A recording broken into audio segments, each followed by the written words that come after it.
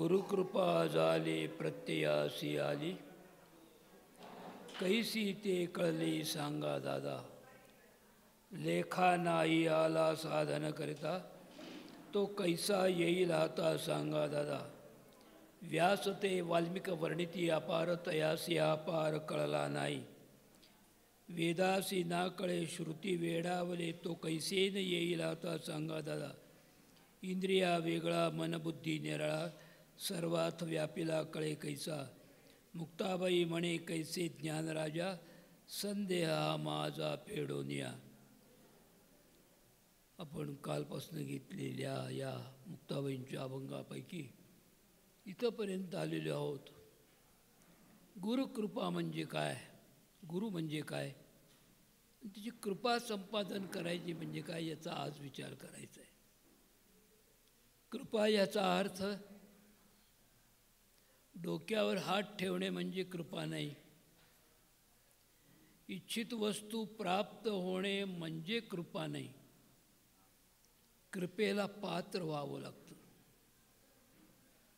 आणि कृपेला पात्र होणे सर्वस्व आपल्या हातात आहे. त्यांनी दाखवलेल्या मार्गानं नित्य नियमानं करीत राहिला तर कृपे अवघड नाही. आणि मी काल सांगून राहिलो की ज्ञानेश्वर महाराज म्हणतात, नित्य नेम हा मनुष्याचं दारिद्र्य आहे.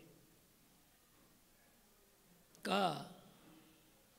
नित्यनेम अवघड नाही आहे म्हणून ज्ञानेश्वर महाराज आपल्या हरिपाठात म्हणतायत, नित्य नेम नामी ते प्राणी दुर्लभ, लक्ष्मी वल्लभ तया जवळी. बरं, नित्य नेमकी 24 तास आम्हाला द्यायला सांगितलेत काय भगवंतानं? तो म्हणतो, यया आठा प्रहारा माझाई, दे तुझाई मोटके निमिषभरी. निमिषाची काल मी व्याख्या सांगून राहिलोय. इतकं सोपं आहे, पण वैशिष्ट्य असं आहे की नित्यनेम करीत असताना हातात काहीही लागत नाही.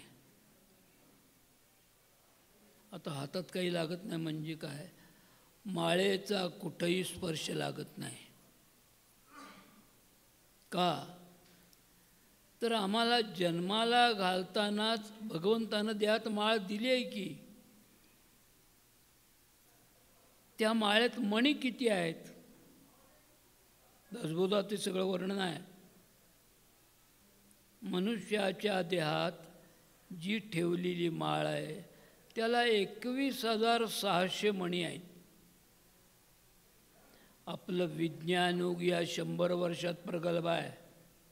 समर्थांनी 450 वर्षापूर्वी गणित सांगितले की मिनिटाला 10, अगदी असेल चांगला तर 15, याच्यापेक्षा नाही जात. जास्तीत जास्त 10 असतात. 10 गुणिले 60 मिनटाचा 1 तास, गुणिले 24, बेरीज किती झाली? 21,600. केवढं सोपं सांगितलं समर्थांनी. मग आमचा किती फुकट जातो? समर्थांनी तेही सांगितले. घटका गेली पळे गेली, तास वाजे जणाना, आयुष्याचा नाश होतो रामकारे म्हणाना. 1 प्रहर 2 प्रहर 3 प्रहर गेले, विषयाच्या संगा माझी 4 प्रहर गेली. दिवसा काही रात्री काही स्त्री संगे गेली, 88 प्रहराची वाट बुडवण झाली. दास म्हणे तास वाजे सकळा स्मरण देतो, वेळोवेळा राम म्हणा म्हणून झणकारितो म्हणतात समर्थ. आमचा किती वेळ फुकट जातोय? मग जो गेला तो जाऊ द्या ना. 10 पैकी 1 फुकट गेला तर 9 आमच्या ताब्यात आहेत की नाही. आम्ही 1 गेला कसा याचा विचार करण्यात नंतरचे 9 घालवतो. म्हणून समर्थ मनाच्या श्लोकात काय म्हणतायत? मरे एक त्याचा दुजा शोकवाये, अकस्मात तोही पुढे जात आहे. गेलेला श्वास कसा याचा विचार करू नको, पुढचे 9 सांभाळना. म्हणून तर तुकोबारा म्हणतायत, वाहवले जाओ राहिले सांभाळा, आठवा गोपाळा आता तरी, उरले आयुष्य लावा हरिनामी, वेचू नका कामी विषयाच्या. इतकं सोपं काम आहे म्हणले. मग जो मिळालेला आहे वेळ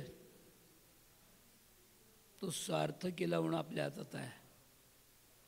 तुकोबाराय म्हणतात, काळ सार्थक केला त्यांनी, मनी धरिला विठ्ठल. याला इतिहासामध्ये एक गोष्ट आहे. एकदा समर्थांची स्वारी सातारला गेली होती. राजवाड्यात स्वागतानं गेली. समर्थाने सांगितलं की शिवबा एक काम करायचं आहे, गावात दौंडी पिटाव. म्हणजे काय फिरवायची महाराज? हे बघ म्हणले, आपण रस्त्यावरनं निघालोय, आपल्याला कोणी गाठ पडला, वा वा वा वा, आपली बरेच दिवसानं गाठ पडली असं म्हणतो का नाही, ते उद्यापासून म्हणायचं नाही. कोणी गाठ पडला की रामराम म्हणायची. किती वेळा झाले? 2 वेळा. इतिहासात कथाही. मग आता असं होत नाही हो. आता त्याच्यापेक्षा फार सोपं आहे. तुमच्या कानाजवळ भूत असतं का नाही, त्याला कर्णपिशाच म्हणतात. त्याला तुम्ही काय म्हणता, हॅलो हॅलो म्हणता का नाही, त्याच्याऐवजी रामराम म्हणा ना. किती वेळा दिवसातनं होईल? किती सोपं काम आहे. अर्थात एक आहे, सायलेंटवर ठेवल्यावर काहीच नाही, कारण हाच सायलेंट असतोय. तसं नव्हे, घेत असताना रामराम म्हणा म्हणजे सोपं. किती वेळा होईल? मग इंद्रियांना सवय लागेल का नाही? तुकोबाराय म्हणतात, अरे पडिले वळण इंद्रिया सकळा, भाव तो निराळा नाही जो. इतकं सोपं आहे. मग ते घेत राहिल्यावर कृपा म्हणजे तरी काय आहे हो? मी परवा दिवशी काल एक कथा सांगितली होती. आमचे गुरुबंधू होते, ते होते मिलिटरीमध्ये ऑफिसर. 20 वर्षानंतर तिथनं रिटायर झाले आणि ते सांगलीमध्ये पोस्ट मास्टर बनले. ऑफिसर असल्याकारणाने त्याला मिळाली जागा गव्हर्नमेंटकडून. ते तरी काही यायचे आमच्या मंदिरामध्ये 1-2 दिवसानं. तेदा म्हणायचे, महाराज माझ्यावर सद्गुरूची खूप कृपा आहे. मी म्हटलं काय केलं? माझ्या खिशात सिगरेटचं पाकिट भरलेलं असतंय. मी म्हणलं ही सद्गुरूची कृपा नाही, पानपट्टीवाल्याची आहे. पैसे टाकले की पुन्हा दुसरं. ही कृपा नाही, नामाबरोबर नामी अनुभवता येणार ही सद्गुरूची कृपा. नाम आठविता कंठी प्रकट पै झाला, गोपाला रे तुझे ध्यान लागो मना, अणुन विसंबे हारी जगत्र जीवना. मग नामाबरोबर नामी काय नखशिकांत प्रकट होतो का हो? काल झाला आपला विषय. नामी प्राप्त होते याचा अर्थ त्याच्या स्वरूपाची अनुभूती प्राप्त होते. तो निर्गुण निराकार आहे असं समर्थ म्हणतायत. हलत नाही, बोलत नाही, करीत नाही तो निरंजन, तरणारा एक देव निरंजन अनन्य तेथे राही. मायिक माया सांडून काया दृढरी रघुराया, दास म्हणे सका सुलभ पावती साधन थोर उपाय. पण तो दिसण्यासाठी आम्ही त्याला कधी निरखून बघितले का? माऊली म्हणली, निरखित निरखित गेली, पाहे तव मन तन्मय झाली. असं आपण ज्ञानेश्वर माऊली म्हणतो. दृष्टांत सांगतो. आपण गुरुप्रतिपदेपासून नवमीपर्यंत दुपारपर्यंत गडावर असतो का नाही? आम्ही रामरायाचं दर्शन घेतो. अभिषेक चालल्यावर मंडपात जाऊन बसतो. आता काही नियम पाळत नाहीत, त्याला दोष देण्यातही काही अर्थ नाही. कारण समर्थ कोण होते? ब्रह्मचारी होते. शास्त्र असं आहे, ब्रह्मचार्याच्या समाधीला स्त्रीनं हात लावू नये असं शास्त्र आहे. आता किती जण जाऊन बसतात तिथं, पुरुषाला जायलाच वाव नसतोय. बरं दर्शन घ्यावं म्हणलं तर यांचा पृष्ठभाग बघत बसायला लागते. 12पर्यंत काय दर्शन होत नाही. मग आता जे दर्शन आहे तिथनं बाहेर येतो. माझा दृष्टांत पुढं आहे. तुम्ही रामराय कधी निरखून बघितला का त्या तिन्ही मूर्ती? कुणी म्हणायला बघितले? पुढचा माझा प्रश्न आहे लगेच. रामरायाची मूर्ती निरखून बघितली नाही. एकच मूर्ती अशी आहे जी सज्जनगडावर रामरायाची मूर्ती आहे. काय वैशिष्ट्य आहे त्या मूर्तीचं? ते वैशिष्ट्य वाल्मिकी रामायणामध्ये आहे. ज्या वेळेला राम रावणाचं युद्ध सुरू झालं पुढं, त्या रामाच्या हातात जे धनुष्य आहे त्याला किती घंटा होत्या बघा विचार करून. एकालाही माहीत नाही. रामायण सांगणाऱ्यांना सुद्धा ही कथा माहीत नाही आहे. मी अनेक रामायण ऐकलीत, त्यांना ही कथा यांना सांगितलं, ते म्हणजे असं आहे का म्हणलं वाचून बघा रामायण. त्याला 14 घंटा होते. आणि त्या घंटीचं वैशिष्ट्य असं आहे, 1000 राक्षस मालकी एकदा 1 घंटा गणन करायची. अशी 14 दिवस सगळ्या घंटा गणगण करत होत्या. 14च्या 14 रात्रंदिवस. मग ती एकच मूर्ती रामरायाची आहे की जिच्या हातात असलेल्या धनुष्यात 14 घंट्यात किती जणांनी राम बघितला. तशी मूर्ती एकच आहे सज्जनगडावर. एकानंही बघितलेलं नाही. जाऊन बघा, बारीक बारीक घंटा आहेत, 14 आहेत. मी बघितले म्हणून सांगतो तुम्हाला. का? निरखून पाहण्यामध्ये सुद्धा वैशिष्ट्य आहे. आता पुढं सांगतो, खूप वैशिष्ट्य आहे रामाचं. किती बोटं आत आहेत आणि किती बोटं बाहेर आहेत बघा विचार करून. फार मजा आहे रामाची मूर्ती बघण्यात. मधली 2 बोटी धनुष्याला आहेत आणि अंगठा मागच्या बाजून लावला आहे, म्हणजे 2 बोटं फक्त वर आहेत. किती मजा आहे रामाच्या मूर्तीची. कारण ती निरखून बघायला पाहिजे ना. राम निरखण्यात फार म्हणजे पुढं हे स्वरूप भक्तिशास्त्र दृष्टीनं अग्रगण्य आहे. त्या रामाची दृष्टी कुठं आहे? पुन्हा मुद्दामून एकदा बघा. आत्ता दिसत नाही त्याचे कारण फुलंच एवढी घातलेली असतात, काहीच दिसत नाही. रामाची दृष्टी अर्धोन्मिलित आहे.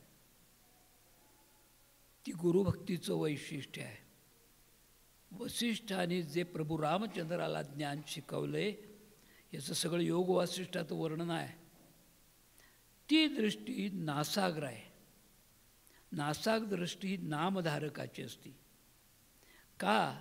तर अर्धोन्मिलित दृष्टी झाल्यावर त्या परब्रह्म स्वरूपाचं मूळ अंगुष्ठ प्रमाण असलेलं देह त्या दृष्टीला दिसते. म्हणून निरखित निरखित गेलीये पाहे तव मन तन्मय झाली.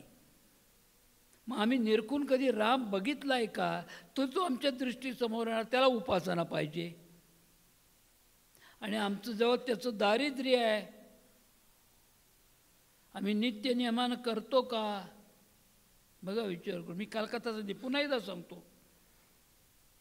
मागल्या वर्षी एकाला विचारलं, तू दासबोध रोज? हो म्हणले महाराज, किती दिवस वाचतोय मी. असं का म्हणलं? दासबोध आणलाय जवळ? नाही नाही म्हणला. म्हणजे तुझ्या घरात आहे? नाही. मग म्हणलं इथं प्रतिपदेपासून आल्यावर सेवा मंडळाचा दासबोध घेतो, वाचतो, नवमीच्या दिवशी ठेवून टाकतो. 365 दिवसातला 9 दिवस वाचतो. तो तरी दृढ वाचतो? तेही नाही.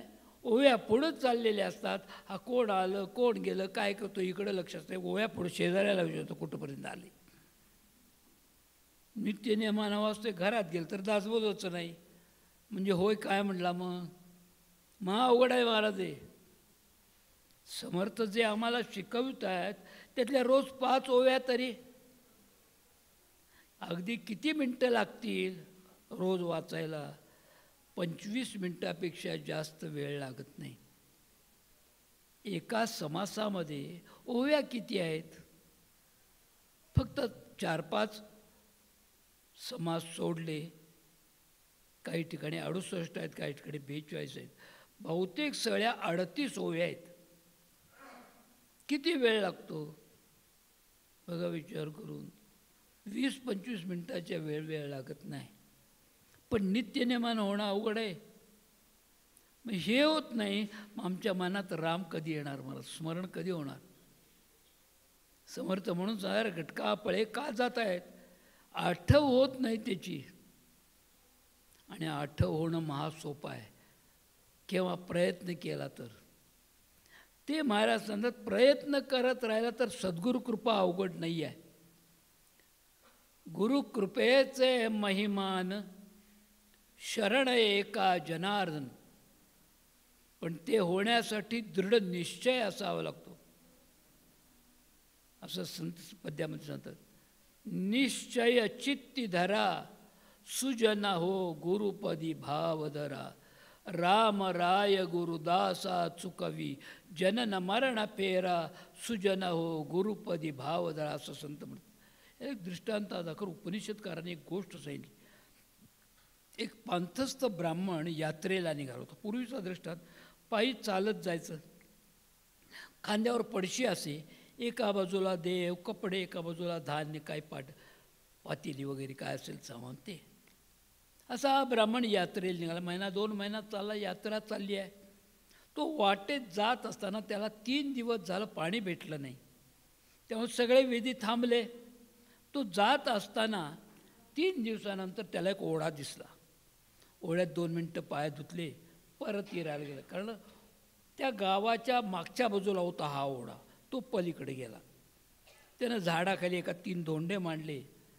उगीच जास्त भूक लागलेली, काहीतरी करावं, एकच खिचडी बनवायला ठेवली त्यानं, डाळ तांदूळ काय असेल घालून ते, आणि स्नान करून ध्यान धरत बसला. पूजा होती देव करत. त्यावेळेला ती गुराख्याची पोरं निघाली होती. त्या एका पोरानं ते बघितलं की नाक धरून काय करतोय. बाकीची पोरं गेली, हे थांबलं तिथंच. यानं 5 मिनिटानंतर नाक सोडलं, डोळे उघडले, खिचडी केली होती ती खाली, तो निघाला. त्या पोरानं अडवलं. तो म्हणला, महाराज ते नाक धरून काय करत होता. यानं विचार केला, काळ्याची पांढरी झाली मी करतोय, हे कालचं पोर, याला सांगून काय उपयोग. पोरगं खनपट्टीला बसलेलं. ते म्हणलं सांगा ना.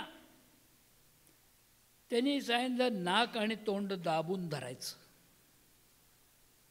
त्याचं दर्शन होतंय म्हणलं देवाचं. पोरगं निश्चयानं उभा राहिलं. तो निघून गेला. हा बसला पोरगा, आणि त्यानं नाक तोंड दाबून धरलं. मिनिटानंतर लागली गडबडायला आतनं. तरी निश्चय, शेवटी भगवंताला प्रगट व्हावं लागणार, तर पोरगं मरतंय. हात सोडला. यानं विचारलं तुम्ही कोण. तू ज्याच्यासाठी उभा बोलवतोयस तो मी राम. थांबा म्हणला, तुम्ही तेच आहे मला कसं कळणार. त्या बघितलेल्या बोलवून आणतो. हा गेला पळतो. म्हणले शास्त्री बुवा देव आलाय बघा. खोळायच काय म्हणले, एवढा सोपा आहे. त्याने त्याला दंडाला धरून आणलं इकडं. प्रभूला बघल्यानं शास्त्र म्हणले, प्रभू आयुष्यभर मी करतोय, मला दर्शन दिलं नाही, याला लगेच कसं. याचा निश्चय पक्का आहे म्हणले. तुझा नियम नाही, याचा निश्चयानं प्राप्त आहे. आम्हाला निश्चय होतो. निश्चय चित्ती धरा सुजन हो गुरुपदी भाव धरा. सद्गुरूंनी सांगितल्यावर हुकूम निघालो सातत्यानं करत, तर अनुभव प्राप्त होत नाही, असं कालत्रय होत नाही. त्यावेळेला गुरुकृपा होते. म्हणजे काय असेल रेणुदर्शन 84 प्रकार आहेत दर्शनामध्ये, असं वेदांत शास्त्र म्हणते. त्यातलं रेणुदर्शन तरी, रेणूपासून बिंदू 3री पायरी आहे. बिंदू 84 प्रकारात मी काल बोलून राहिलो आहे. पीतम शुभ्रम ताब्रम नीलम धवलम श्यामम अभिनव नवरंगम. ही जी अनुभूती आहे, ही जसं जशी दृग्गोचर व्हायला लागते, त्याच्यात वाढ करणे तुमच्या हातात आहे. आता प्रश्न आहे, पुढची पायरी आहे, याचा अनुभव कुठं येतो, सृष्टीत का देहात. उत्तर आहे, जे सृष्टीत नाही ते पिंडात आहे, आणि जे पिंडात आहे ते ब्रह्मांडात आहे. त्या दर्शनाची जी अनुभूती आहे ती भ्रूपल्लवावर पहिल्यांदा येते. असं ज्ञानेश्वरीत उभी आहे, जेथ भ्रूपल्लवाची पडे मिठी. म्हणून ज्ञानेश्वरीच्या 6व्या अध्यायामध्ये षडचक्राचं वर्णन आहे. पुढं कुंडलिनी शक्ती वगैरे सगळं सांगितलं ज्ञानेश्वर महाराजांनी. फक्त 6 चक्राचं वर्णन आहे. देहात एकंदर 6 चक्र नाहीत, देहात एकंदर 14 चक्र आहेत. असं ज्ञानेश्वर महाराजांचे आजे सद्गुरू गहिनीनाथ एका पद्यामध्ये म्हणतात. ते म्हणतात, सोहम सोहम 14 चक्रे दावी अनुहात, निशब्दासी ठाव नाही कैचा गहिनीनाथ, वर्म नाही ठावे ब्रह्म कैसे व्हावे. ही गुह्यतमज्ञान वर्म हे ते साधकाला हे जे रेणू रेणूपासून रेणूपासून बिंदूंची दर्शन आहेत ती भ्रूमध्यापासून सुरुवात होतात. म्हणजे या देहातली ती दुसरी पायरी आहे. इथं ज्या वेळेला दर्शन सुरू होतं ते अत्यंत सूक्ष्म असतं, पण ते स्वयंप्रकाशी असल्या कारणाने परब्रह्म शाश्वत स्वरूप असताना ते दर्शन दिसतं. म्हणून समर्थांनी त्याचं उत्तर सांगले, त्या देवाचे दर्शन तुगे तुगे, संसार मोहातून निगे निगे, आदि मध्यना अंत जयाला, ज्यापासून ओंकारची झाला, नेती नेती म्हणे वेद जयाला, ब्रह्मा विष्णू हरये तिगे, रामदास म्हणे शून्याकार, रूप ना इतिहासी आकार, परब्रह्म हे निर्विकार, अंतर बाहेर हे अवघे. ते दर्शन तिथं आहे. म्हणून समर्थ मनाच्या श्लोकामध्ये मी काल सांगून राहिले, करी रे मना ध्यान या राघवाचे, म्हणजे चाफळ कोऱ्यात बसवलेल्या का सज्जनगडी स्थापन केलेल्या दोन्ही नाही. करी रे मना ध्यान या राघवाचे. राघवाचे म्हणजे मानवाची ही वाणी नव्हे, वाचा. खरी वाचा परावाणीतून सुरुवात होते. आमचा श्वास मध्यम आणि वैखरीत असतो, तो खाली जायला पाहिजे की नाही, तर मग बाकीच्या क्रिया आहेत. ह्या अखंड साधनेनं होत राहतात आणि त्यावेळेला ते दर्शन होतं. ही कृपा. आता हे प्रत्ययासी कधी येणार? प्रत्ययाला म्हणजे अनुभूतीला. अनुभूती ही तुमच्या कृतीवर अवलंबून आहे. कोणी म्हणेल असं कसं काय? अहो, आम्ही बसलो, भगवंताला आमचा देह नको आहे, भगवंताला आमचं अंतर इंद्रिय पाहिजे. तू मन आहे मी चिकरी, माझे भजनी प्रेम धरी, सर्वत्र नमस्कारी मजे एकाते, माझेनी अनुसंधाने देख, संकल्प जाळणे निशेष, मध्याजी चोख याची नाव. असं 15व्या अध्यायात ज्ञानेश्वर माऊली म्हणते. मग आमचं अनुसंधान असतं काय? अनुसंधान होण्यासाठी मन स्थिर पाहिजे. आम्ही ध्यानं बसू शकतो, मनानं नाही. आणि भगवंताला मन हवं आहे. मग मनाला ध्यास कधी लागेल? मनाला पटवून दिलं तर. मग साधनेला बसताना एक काम करा, मनाला सांगा तू बाहेर फिरायला जा, मला साधन करू दे. असं कबीर महाराज म्हणली. मन जाना तो जाना दे, मत हालना शरीर. जी ठरवलेली वेळ आहे तितका वेळ देह हलवू नका.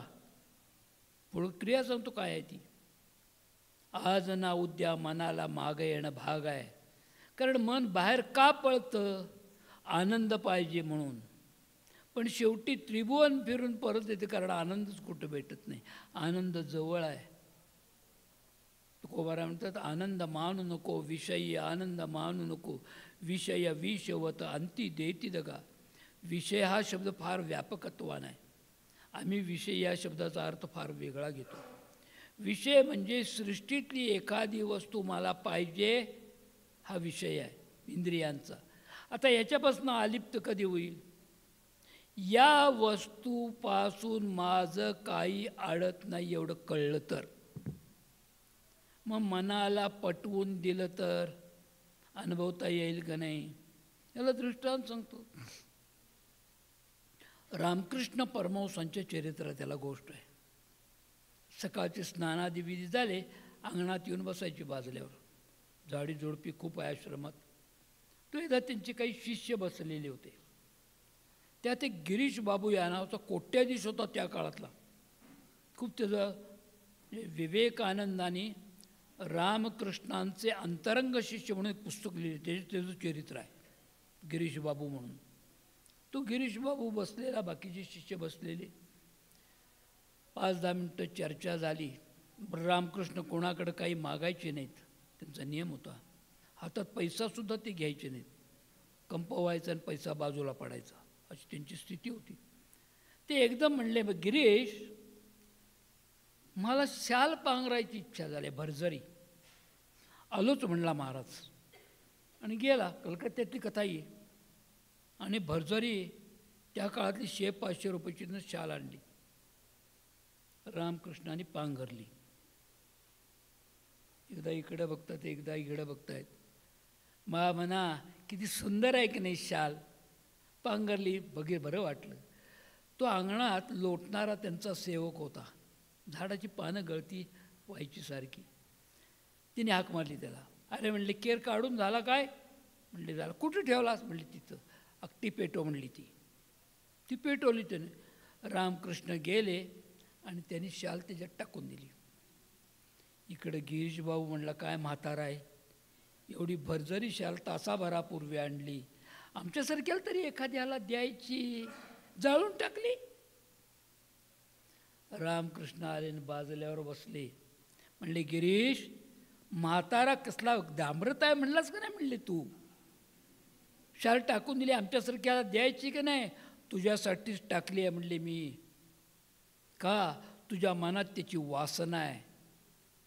ही वस्तू नाश पावणारी आहे, ही तुला पटवून द्यायचं. कारण ज्यानं पांघरली तो देहसुद्धा नाशिवंत आहे. नाशिवंत देह जाणार सकळ, आयुष्य खातो काळ सावधान. संत समागमी धरावी आवडी, करावी तातडी. परमार्थाची साष्टांग नमस्कार घातला गिरीशनं. म्हणले, महाराज खरं आहे, आसक्ती कुठंपर्यंत आहे? वासना जी आहे. म्हणून मनाची ज्यावेळेला स्थिरता होईल, म्हणून वेदांत शास्त्र काढून तुकोबारांच्या अभंगामध्ये सुद्धा येते. तुकोबाराय म्हणतात, एकदा साधनेला बसल्यानंतर साधनेची बैठक पूर्ण होई तोपर्यंत आसन हलवू नये. आसन म्हणजे खाली घेतलेले नव्हे, घातलेली बैठक हलवू नये. आता पुढं प्रश्न तुम्ही विचारणार, त्याचं उत्तरही सांगतो. बैठक किती वेळाची एक असते? उत्तर आहे, बैठक 60 मिनिटाची एक असते. आम्ही 60 सेकंद जरी बसलो तरी कल्याण आहे. पण तेवढ्या वेळात मांडी हलवता कामा नये. म्हणजे स्थिरता व्हायला वेळ लागतो. आणि जसं जशी स्थिरता होत राहते तसं अवघड काही नाही. जमतंय का बघा, मी कथा सांगतो पुढे. समर्थ पंचायतनामधले ज्येष्ठ कोण? आता वैशिष्ट्य अगोदर एक सांगतो. समर्थ पंचायतमध्ये केशवस्वामी भागानगरकर, जयराम स्वामी वडगावकर, रंगनाथ स्वामी निगडीकर, आनंदमूर्ती ब्रह्मनाळकर आणि सद्गुरू समर्थ, ही पंचायत. पण हे चारी समर्थांचे शिष्य नव्हेत.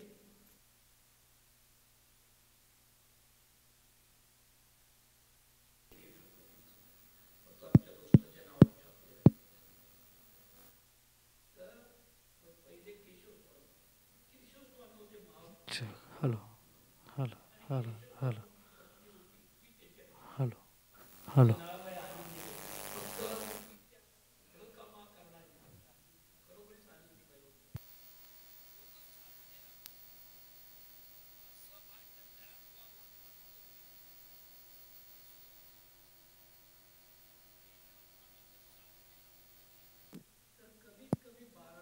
Hello hello hello hello hello hello hello hello hello hello हां हां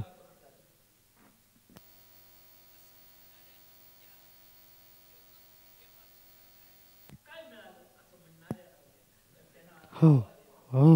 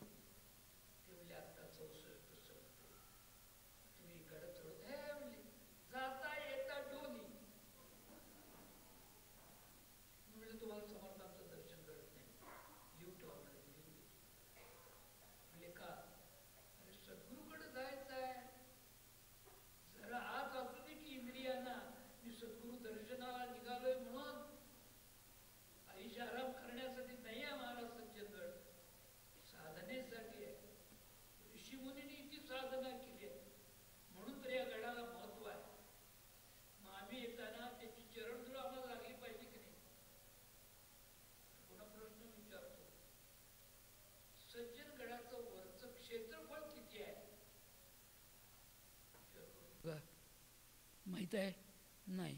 2.5 किलोमीटर आहे संपूर्ण क्षेत्रफळ सज्जनगडाचं. मग समर्थ दिवसातनं 2 वेळा एवढे फिरत असत. विचार करून बघा मग. म्हणजे गडावर असणारे त्यावेळचे सगळे. आम्हाला इथनं धाब्याच्या मारुतीपर्यंत जात आहे ते आमचंच धाबं दणाणतंय. मग वरनं 132 पायऱ्या काय चढतोय. मला म्हणले तुम्ही ज्या दिवशी डोली त्या दिवशी गडबान, पण माझ्या हयातीत तसं होणार नाही. म्हणले का? तुमचं वय? माझं वय म्हणलं आत्ता 82. तर मी गड चढू वर्षातनं 4 वेळा येतो मीटिंगच्या निमित्तानं आणि उपासनेला. सद्गुरूकडे यायचं आहे महाराज. सद्गुरु कृपया ओळखिला जो कौसल्येचा राम. असं कोण म्हणते? वेणाबाई म्हणतात. बंध विमोचन राम, माझा बंध विमोचन राम. मग आमच्यासाठी बसलेत की तिथं. आम्हाला ताकद कोण देणार? आम्ही ते देणार. फक्त आर्ततेनं तुझं दर्शन घडावं एवढी पाहिजे. ते इथं सांगतात. काय म्हणले महाराज? प्रत्ययासी आली कैसी ते कळली. सांगा दादा पहिल्या चरणाच्या उत्तरात. कशी कळते? प्रत्ययाची अनुभूती. अनुभूती येईल का नाही हो? नक्की येते. दृष्टांत सांगतो याला. ज्या वेळेला गोंदवलेकर महाराजांनी देह ठेवायचं ठरवलं, थोरल्या रामाच्या डोळ्यातनं 3 दिवस अश्रू येत होते.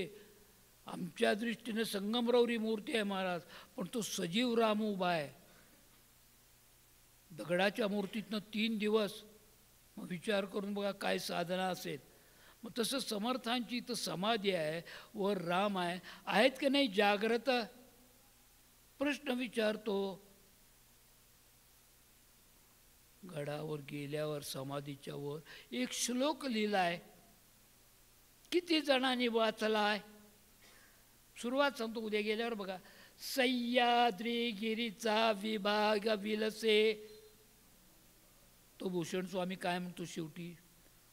तो रामदास विलसी तसे. आमच्यासाठी उभा आहे की तिथं बसला. आम्ही कधी अर्थतेनं हाक मारली?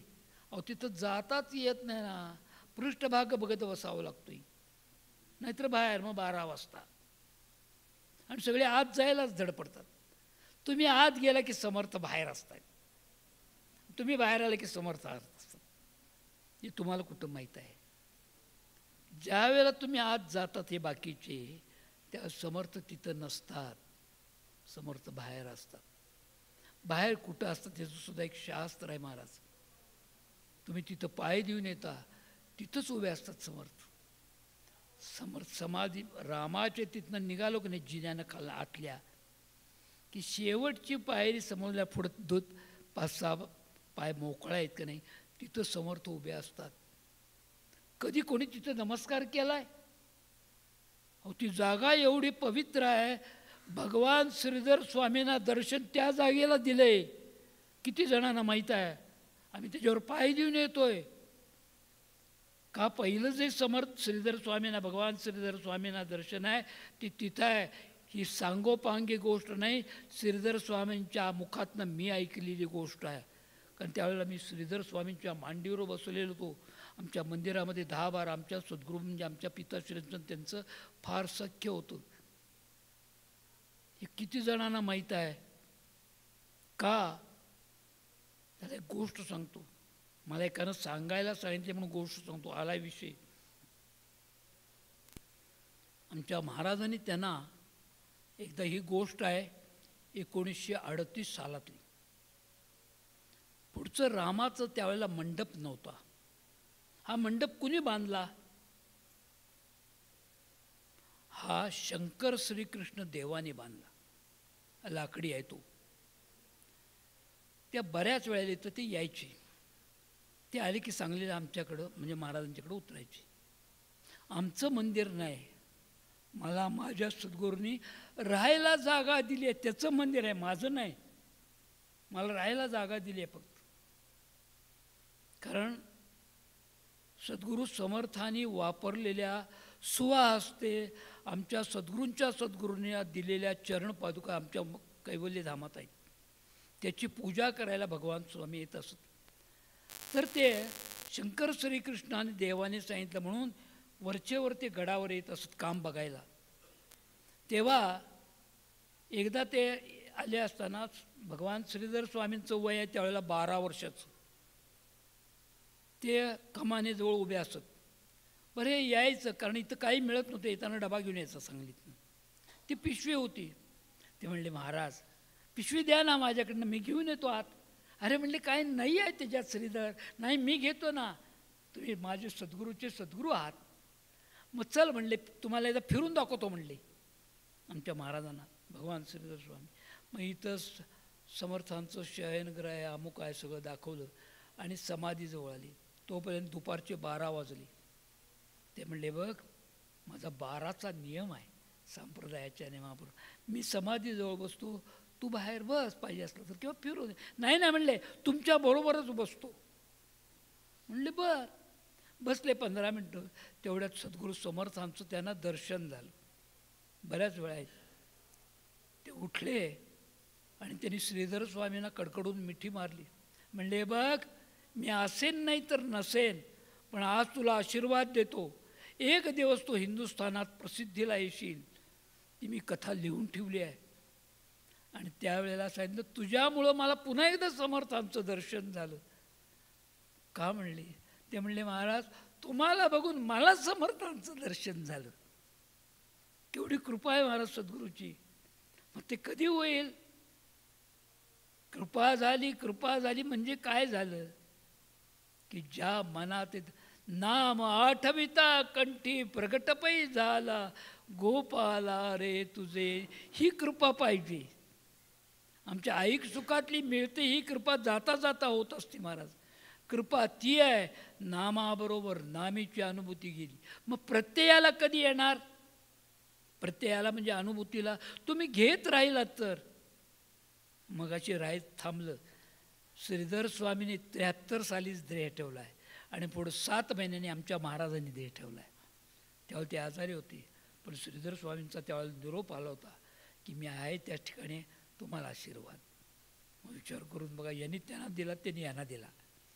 पण माझ्यावर कथा मी आख्यान लिहिली त्याच्यावर श्रीधर स्वामींनी कशी क्रिया केली ती. मग विचार करून बघा, आमच्यासाठी तो बसलेला आहे. आम्ही कधी आर्ततेनं समर्थांना हाक मारली? कधीच नाही. मग कृपा कधी होईल, आर्तता कधी होईल? आम्ही काही केलं असलं तर तोपर्यंत येत नाही महाराज. हा प्रेमभाव आहे. अंगे रोमांच रोमांच नयन पाणी झिरपो गाता तुझी गाणी राघवा तुझा तुझा लागो छंद न जडो दुर्मतीचा गंध विठ्ठल पंतासी पंतासी हेचे काम आवडो सदा तुझे नाम. असं विठ्ठल पंत महाराष्ट्र प्रांतातून गेले ते म्हणतायत. त्या राघवाचा छंद लागला पाहिजे ना. मग कधी होणार? सातत्यानं करत राहिलो तू. म्हणून माऊली म्हणती तेवी सदभ्यास निरंतर चित्तासी परमपुरुषाची मोहर लावी मगये शरीर राहो अथवा जाऊ. असं 3ऱ्या अध्यायात ज्ञानेश्वर महाराज. हे ज्या वेळेला होईल तेव्हा कैसी ते कळली सांगा दादा. मुक्ताबाईंचे प्रसिद्ध आदी मुळात आहेत 45 अभंग. त्यातले 9, 2, 11 अभंग कूट प्रश्नात्मक आहेत. त्यातला हा अभंग आहे मी घेतलेला. 4 वर्ष मी कूट प्रश्न मुक्ताबाईच फक्त सांगत आलो. कारण मुक्ताबाई म्हणजे चित शक्ती आधी माया आहे महाराज भगवंताची. त्याला संतांनी चित कला म्हणलेलं आहे. कारण ज्ञानेश्वर महाराजांना जे प्रश्न विचारलेत 9 अभंगामध्ये आणि ज्ञानेश्वर महाराजांनी उत्तरं दिलीत. केवढी कृपा आहे महाराज.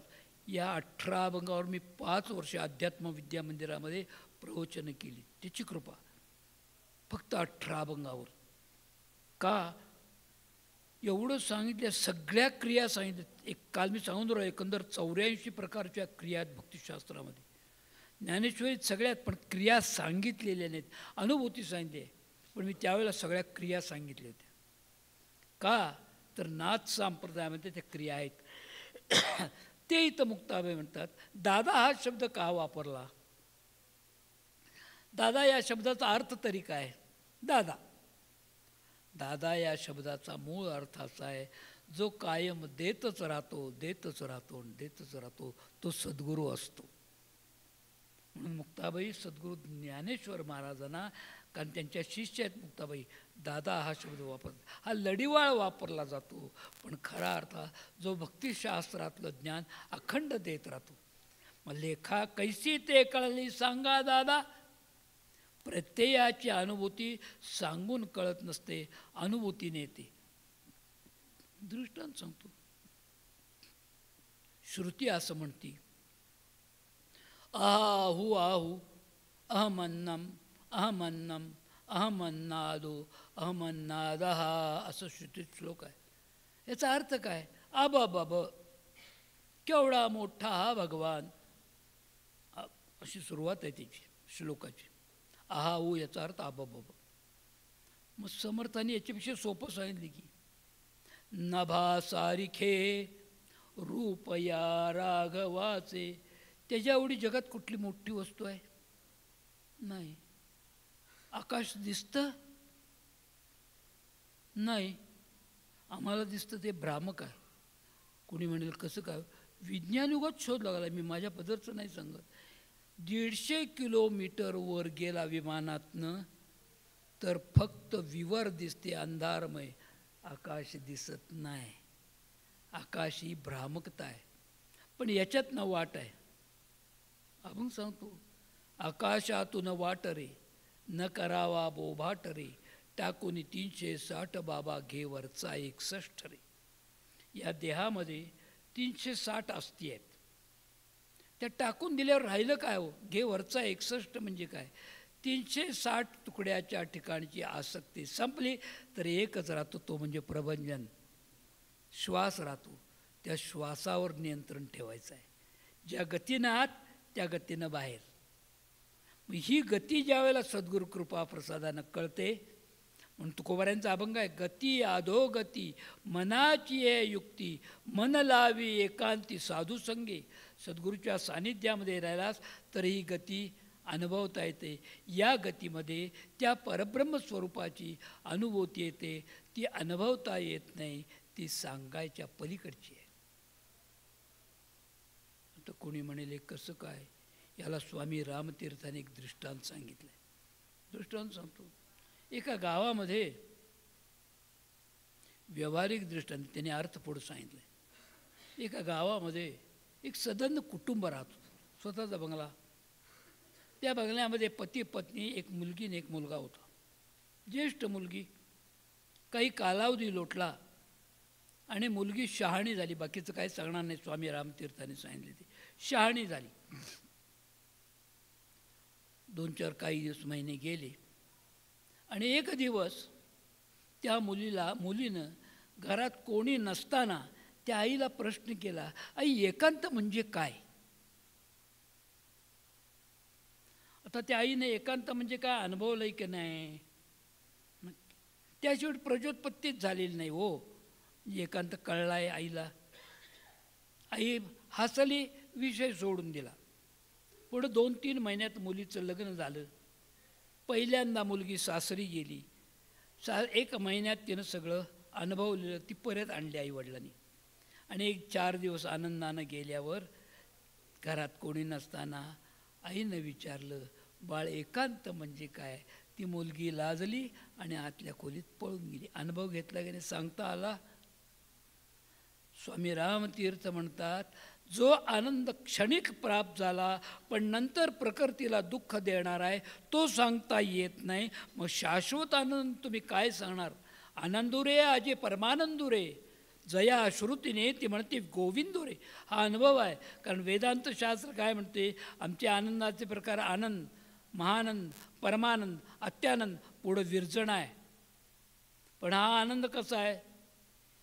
नामदेवराय आपल्या अभंगामध्ये म्हणतात, हा आनंद संपत नाही. आनंदुरे आजी परमानंदुरे, जया श्रुतीने ती म्हणती गोविंदुरे. विठोबाची वेडी आम्हा आनंदू सदा, गाऊ नाचू वाजवू टाळी रंजवू गोविंदा. सदा सण सात आम्हा नित्य दिवाळी, विष्णुदास नामा जीवे भावे वाळी. हा आनंद शाश्वत आहे. जीव वाळून टाकला तरी या आनंदाचं वर्णन करता येत नाही. तो आनंद प्राप्त झाल्यावर सांगता येईल, अनुभवता येईल. पुढे विचारलाय प्रश्न, लेखा नाही आला साधन करता तो कैसे न येईल हाता सांगा दादा. आता साधन करून हातात येत नाही का म्हणले हो? कारण आहे, आम्ही साधन करताना सुद्धा ममत्व असतं, मी साधन करतो. त्याला गोंदवलेकर महाराजांच्या चरित्रात गोष्ट आहे. महाराजांचा एक लांब राहणारा शिष्य एकदा महाराजांना भेटायला आला. सकाळचा सुमार, महाराज थोरल्या राम मंदिरात बसले होते झोपळ्यावर. आला, नमस्कार केला. महाराजांनी विचारलं, का रे आज सोमवार नाही, गुरुवार नाही, कसं का आला? म्हणले, महाराज 4 दिवस झाली आपली आठवण येते म्हणून आलो. वा वा म्हणले, बरं झालं. चहा दिला त्याला, म्हणजे पाहुणचार झाला. 2 मिनिटांनी म्हणला, महाराज आपण मला उपदेश दिला. म्हणले, रामरायाचं माझं काय सवय, मी मधला पोस्टमन आहे म्हणले. मी करायचं तसं साधन करतोय, पण मला अनुभव आला नाही, काय करू? म्हणले, करत राहा. नाही नाही म्हणले, माळ न केला तर चालेल? म्हणले, चालेल. आता प्रश्नाचं उत्तर मिळाले की नाही? यानं विचारलं, कुठली घेऊ? म्हणजे तुळशीची, रुद्राक्षाची, स्फटिकाची, कुठली? महाराजांनी एकदा त्याच्याकडे बघितलं आणि ते म्हणले, कुठली पण घे, पण जिला मेरू म्हणी नाही ती घे. तो म्हणला, असं कसं काय महाराज? म्हणूनच सांगतो म्हणले, तू साधन करणार नाहीस, जप करणार, पण त्याचा अहंकार वाढवणार तुझा. कारण 108 म्हणी झाले की मेरू म्हणी येणार. 108 गुणिले काय केलेल्या माळा बरोबर आज मी एवढा जप केला, संपलं काम. अहंकार निर्माण होणे. राम तुझ्याजवळ नाही येणार. मेरू म्हणी एवढ्यासाठी आहे की ज्याच्यामध्ये किती केलं काउंटिंग हेच कळत नाही, ते रामाला पोचतं. ज्याची बेरीज आहे ते तिथंपर्यंत जात नाही. मग अखंड चिंतन म्हणून बाबा गर्दे एके ठिकाणी म्हणतायत, अखंड चिंतिती मनी भगवंत म्हणून तया सम तंतोतंत कवड याहुनी भाग्यवंत अहो ए संत नवल ए संत धन्यची एक कौपिमवंत. अखंड चिंतन जे आहे त्याच्यामध्ये साधन आपोआप घडतं. साधन घडवावं लागत नाही, साधन घडतं. चित्तानं स्थिर बसला तो लेखा नाही आला साधन करता. लेखाला येण्यासाठी आमची जोपर्यंत देहावर जाणीव आहे तोपर्यंत अनुभव येत नाही. ज्यावेळेला त्रिपुटी ना सुनया सुखदेसी प्राण सखा तू होसी आनंद केला बा गुरुराया हरली अवगी माया चिंता ममताई तव नेणे ब्रह्मचे कविद होणे केशव दातारा सुखसारा स्वरूपी दिदला थारा. ते खरं साधन आहे. म्हणजे जिथे त्याची जाणीव राहत नाही. त्रिपुटी देह मन आणि प्राण यांचा ज्या वेळेला होतो त्यावेळेला त्रिपुटी लागती आणि त्या त्रिपुटी वेळेला देहावरची जाणीव संपती. मग जेथे जाणीव नेणीव नाही तेथे काहीच उरले नाही. ब्रह्म होऊन ब्रह्मी जो खेळे त्याचे चरणी केशव लोळे. केशवस्वामी म्हणतात, अरे त्याच वेळेला त्या ब्रह्मस्वरूपाची अनुभूती आहे. मग ज्या वेळेला त्याची अनुभूती प्राप्त होते त्यावेळेला सांगायला शिल्लक राहायला पाहिजे की नाही? द्वैतात आहे तोपर्यंत सांगता येईल, अद्वैतात गेल्यावर सांगता येत नाही, अनुभूती घेता येते. ती मुक्ताबाई म्हणतात की तो कैसा येईल हाता सांगा दाता. ज्ञानेश्वर महाराज म्हणतात, अरे करतळियावळे तैसा हरी. करतलावर ठेवलेला आवळा पाहण्यासाठी आरशाची गरज लागत नाही, डोळ्याची गरज लागते. पण ही दृष्टी नाही, त्याला ज्ञानदृष्टी प्राप्त व्हावी लागते. ही चर्मदृष्टी आहे. कधी घडेल? पारियाचा रवा घेता भूमीवरी यत्न परोपरी साधन तसे. असं हरिपाठात ज्ञानेश्वर महाराज म्हणतात. पारा बाटलीत भरलेला आहे तोपर्यंत कुठेही नेता येतो. खाली सांडला तर गोळा करणं जसं महाकठीण आहे तसं साधनेशी तदाकार झाला आणि जाणीव संपली की ते फक्त पाहत राहावं लागतं. दृश्य देखताची दिठी आत्मयासी पडे मिठी आपुले आपण सौख्य गोटी न दूर न दूर न दूर जपतु राम नाम. किती म्हणतात संत. ज्यावेळेला ती अनुभूती यायला लागते त्यावेळेला त्याची अनुभूती येते.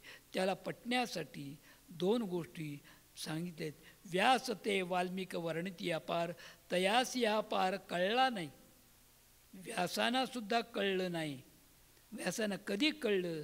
आणि ज्यावेळेला व्यास मौन झाले त्याची कथा उद्याच्या आपल्या प्रवचनामध्ये बघू बरं. पुंडलिक वरदेव हरी विठ्ठल श्री ज्ञानदेव तुकाराम पंढरीनाथ महाराज.